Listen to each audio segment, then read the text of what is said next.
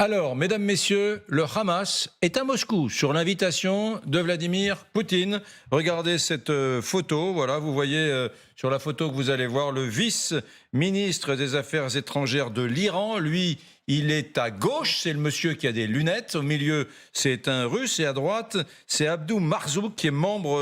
alors, l'agence russe d'information dit membre du Politburo du Hamas. Il est membre du bureau politique... du bureau politique du Hamas sur la droite, monsieur. Et donc, ils sont reçus, j'allais dire en grande pompe, faut pas exagérer, mais ils sont reçus à Moscou. Et d'ailleurs, Maria Zakharova, qui est la porte-parole du ministère des Affaires étrangères russe, l'a dit très clairement. Écoutez-la. Je peux également dire et confirmer que les représentants du groupe palestinien en question, le Hamas, sont en visite à Moscou. Quant à savoir qui ils rencontrent exactement, nous vous en informerons plus tard. En ce qui concerne les contrats russo-iraniens à Moscou, je peux confirmer qu'aujourd'hui, le vice-ministre russe des Affaires étrangères, M. Galouzine, a rencontré le vice-ministre iranien des Affaires étrangères,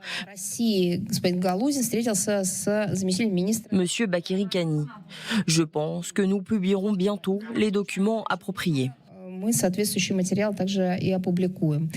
Vous nous disiez, Liri Chouraki, il y a quelques minutes, la Russie, c'est pas un problème. Non. Mais qu'est-ce que ça vous inspire, cette image, l'Iran et le Hamas à Moscou aujourd'hui? C'est ici de vous expliquer ce qu'est les gens qui font tourner toutes les assiettes en même temps et qui essayent de faire que ça tourne pour que d'abord Poutine, il jubile tous les matins. En ce moment, on parle plus d'Ukraine. Il peut balancer tout ce qu'il veut sur l'Ukraine. On parle plus que du conflit avec le Hamas. Nous, on va en parler. Voilà, on va en parler dans quelques minutes quand même sur LCI. Donc il jubile. Tout ça, c'est du bruit. C'est comme les invectives des Iraniens qui font « nous allons vous écraser dans l'enfer ». Tout ça, c'est du bruit. C'est l'Orient. Il ne faut pas oublier l'Orient. Vous savez, je me souviens de ce film de David Lean quand j'étais un jeune homme où il y avait ce train qui partait et on se rendait compte à quel point la Russie était grande. Et on allait en Russie et tout d'un coup, on voyait des mecs avec des turbans. Docteur Givago. Docteur Givago, pardon. Et je me disais, mais voilà...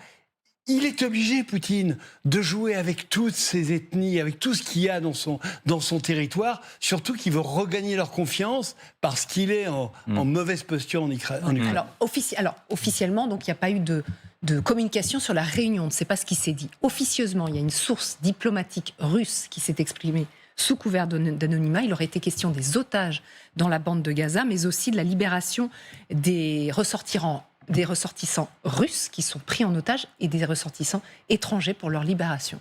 Oui, alors, dans une déclaration il y a quelques jours, il y a un responsable du Hamas qui se trouve au Qatar encore et qui a expliqué qu'il était contacté par différents canaux, dont des canaux européens, il n'a pas voulu préciser quel pays, mais principalement par la Russie et la Chine pour obtenir la libération d'otages, et avec un cynisme qui n'est plus approuvé du côté du Hamas, qui a expliqué qu'il était prêt à relâcher des otages, des binationaux notamment, sous la pression de Moscou, mais qu'il attendait la fin des bombardements ou le cessez-le-feu pour pouvoir les réunir en un lieu sûr, parce qu'il serait, selon lui, selon ce responsable du Hamas, c'est des petits groupes de 3 ou de 4, donc pour réunir 200 personnes, il faut du temps et il faut surtout que les bombes arrêtent de pleuvoir.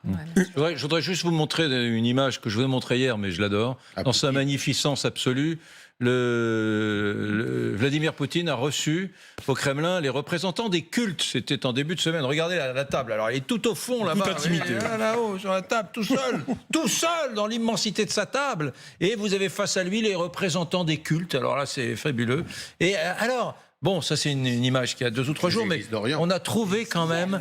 On a trouvé un son incroyable, là. Une phrase, enfin un petit discours qu'il a prononcé sur l'Occident, les cultes, les religions. Alors vous allez voir, alors franchement, l'Occident fomente des complots pour monter les religions les unes contre les autres. C'est QFD, c'est vraiment l'équation est limpide et simplissime. Elle est signée Poutine.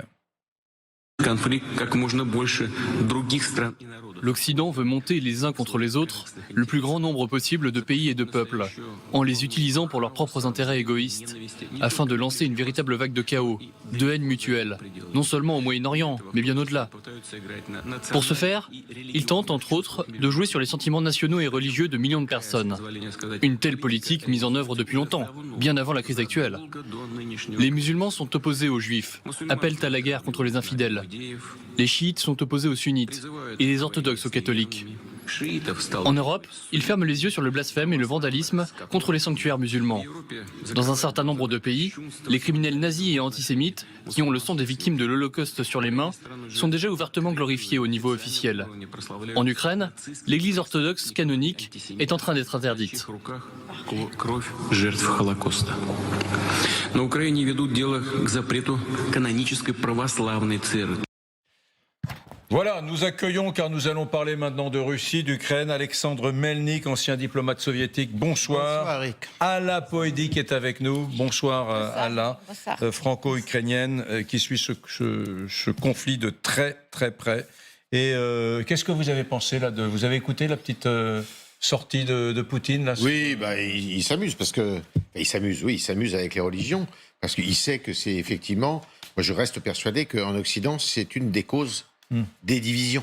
Et on le voit plus que jamais aujourd'hui. C'est la cause majeure de ce qui pourrait être et ce qu'il Poutine dit espère. que Ce qu'il espère, c'est que ça explose. Oui, en gros, c'est les Américains, les Occidentaux qui ont monté les Juifs contre les musulmans contre les Juifs, voilà. Donc, c'est le grand complot occidental. Lui-même, qui il y a quelques années, je vous rappelle, voulait aller chasser les Tchétchènes dans les chiottes. Oui. Mais